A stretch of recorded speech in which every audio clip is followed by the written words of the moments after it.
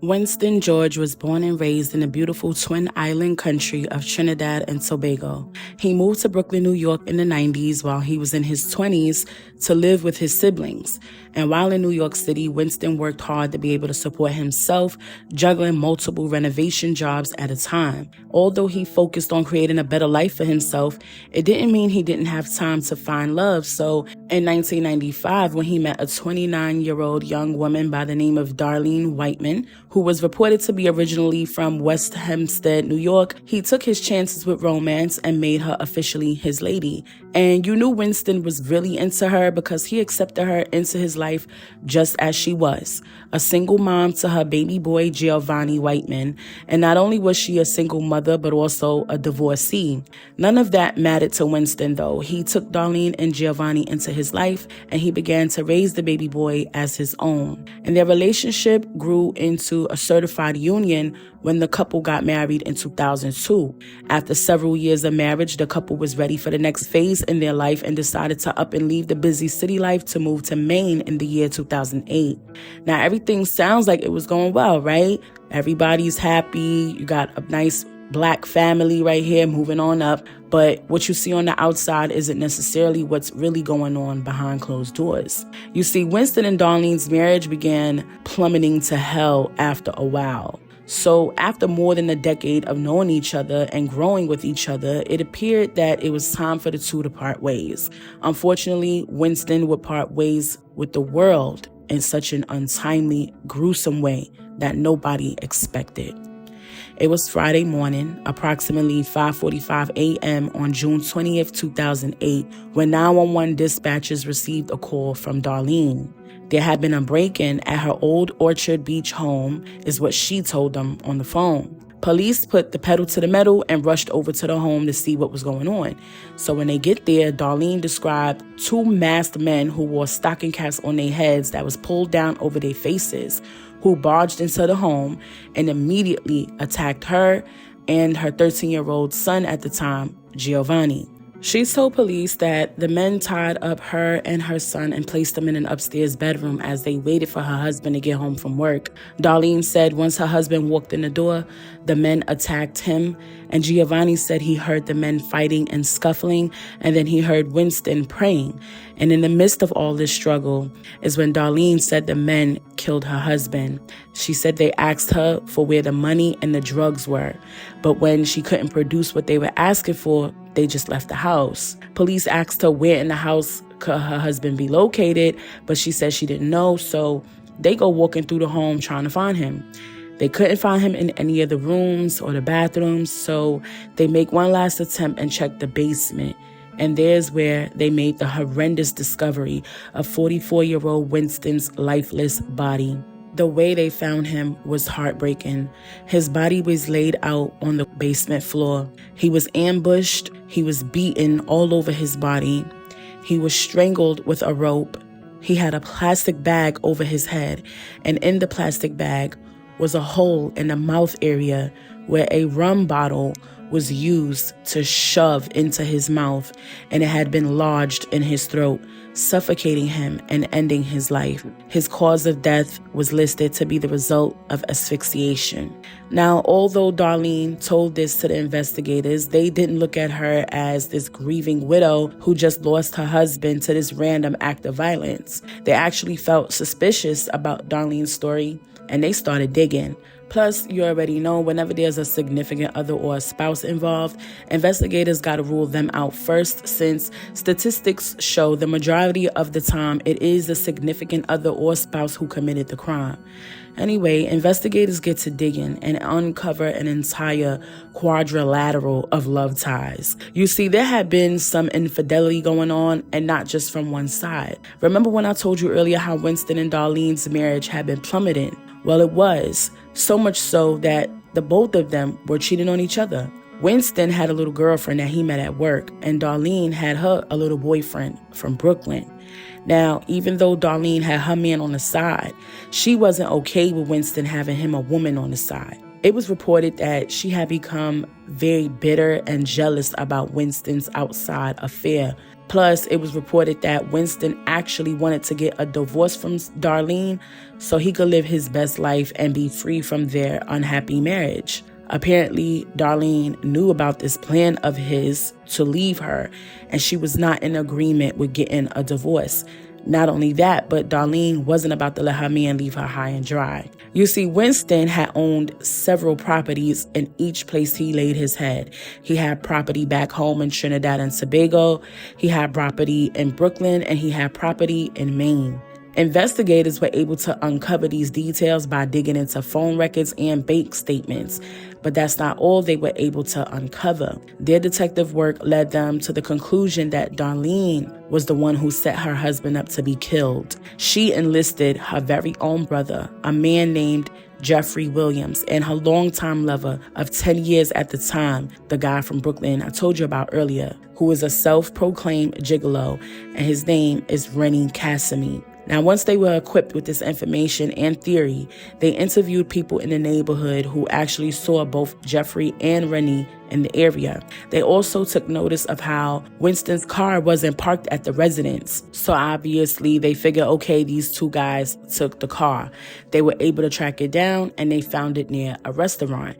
That's when they learned that the two men ditched the car near the restaurant and continued their route in a cab. So they were able to contact the cab driver and learn that the two men went to a bus stop in Portland, Maine. So they go over there, they view the surveillance at the bus stop, and they see that the men were headed towards Boston, Massachusetts on the bus. They looked at the passenger manifest, and that's how they was able to learn the men's names.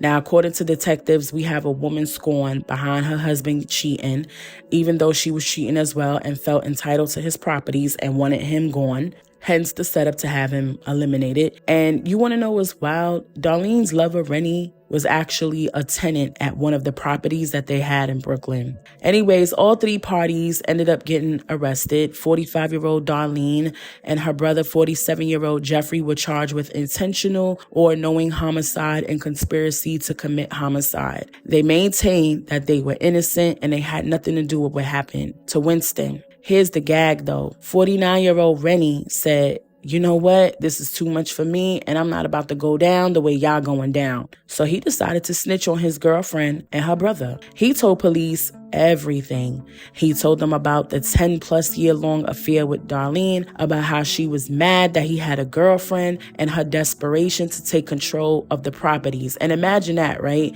You sitting there telling your side dude how you mad that your husband is cheating with his side girl. It's a mess. Anyways, he also explained that Darlene began to put the plot in motion about a week before Winston's death, when Darlene visited New York City to discuss the plans. And he said Jeffrey was in attendance with these meetings as well. He said Darlene is the one who even paid for their travel to Maine, and she's the one who came up with the idea of them tying up her and her son Giovanni, and she's the one who came up with the idea to stage a home invasion. He told police while yes, he was involved in the setup, he wasn't the one who committed the actual heinous act of physically taking Winston's life. He said that was all Jeffrey. He said Jeffrey is the one who beat Winston, strangled him with the rope, put the plastic bag over his head, and suffocated him with the rum bottle. In 2008, Darlene and her brother Jeffrey were both convicted and had a joint trial. And during that trial, Jeffrey denied any involvement in his brother-in-law's homicide. And Darlene spoke for herself, and she told the court that she was never involved in her husband's death. She said they were never going to get a divorce and that she loved her husband very much. I don't know what love looks like to her, but in my opinion, you know, love don't cause people to go plot against the people close to them and have their lives taken over jealousy and toxic selfishness and greed. And love surely doesn't look like a spouse cheating on their significant other and having that person in on the plot to commit such crime. And for damn sure wouldn't include their own sibling in their mess either. Darlene didn't love nobody but herself. Our plan was to live here in Maine until our son graduated high school. Everything we were doing was moving towards the future. In a back-to-back hearing at a York County Superior Court in October of 2010, Darlene was sentenced to 40 years for orchestrating the plot, and Jeffrey, her brother, was sentenced to life in prison for physically committing the crime. Rennie pleaded guilty. He was charged with conspiracy to commit homicide and was sentenced to just 8 years in prison. Right now, Rennie is walking amongst the public as a free man, and shoot, he has been for a while now, and it's been said in reports that he may have been deported back to Trinidad and Tobago, but I'm not sure about that at this time. The judge in this case said the sentence against Darlene was not nearly as severe as the sentence for her brother due to several mitigating factors, including her complete lack of a criminal record and the fact that she was a caring and supportive mother to her teenage son before the crime. Clearly before the crime. Couldn't have been during the crime because she set it up for her son to get tied up with her over such a botched plot. Anyway, speaking of her son, during the trial, Giovanni said that he was extremely scared during the fake ambush and told the court how he never saw the men before, and he said that he told his mother that he was able to untie himself so he could try to help Winston, but his mother told him not to do that, which, I mean, it would have made sense if we didn't know the true intention behind that, right? Because as a mother, if you were really in a situation like that, even if the victim is your spouse, you wouldn't want your child to put themselves or put your child in a potentially dangerous situation in the midst of a home invasion. A woman named Dana Good, who is the ex-wife of Winston, spoke to his character and stated how he was a hardworking man, dedicated to his family, and he would even financially provide for his family back in Trinidad and Tobago. He was murdered one day before his 45th birthday. So let's just say, theoretically, she robbed him of at least 45 years of his life.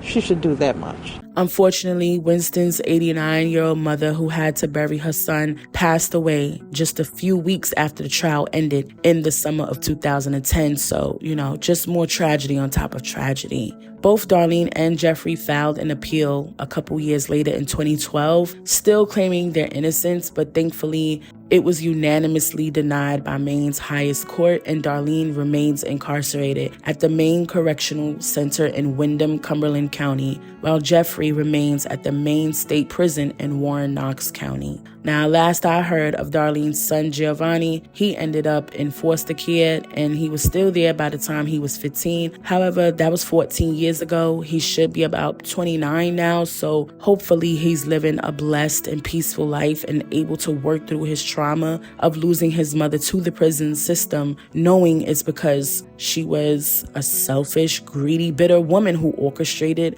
a plot to take away the man that he grew up knowing since he was a baby. I don't know any details about who his father is or even where he is, but I'm hoping that he's been around and still able to be there for his son, if anything, Like I said earlier, I don't believe Darlene loved anybody but herself. She just didn't exhibit any kind of emotional intelligence. The first person she should have thought about in all of this was her son. She literally jeopardized her position in her son's life, all behind jealousy, which is crazy to think about because she was doing the same shit her husband was doing. And also, all of this is behind greed.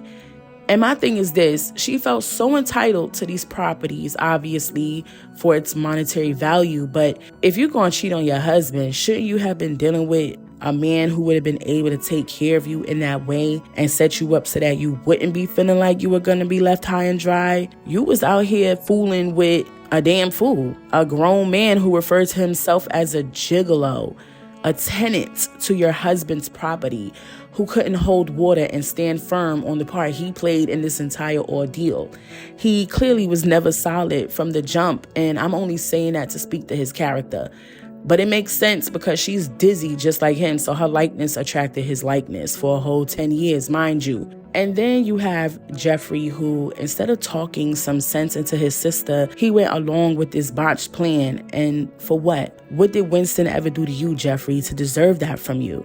But, I did read that Jeffrey had a very lengthy criminal history anyway, so it probably was nothing for him to take the breath out of another human's body like that anyway. It's a sad story all around for sure, but familia, you already know how we do. Let's 212 in the comments. Tell me your thoughts on this wild story.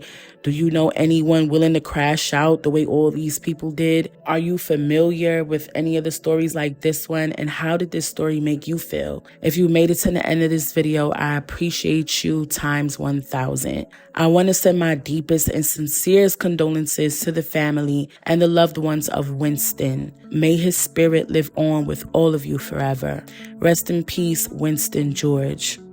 You'll never be forgotten.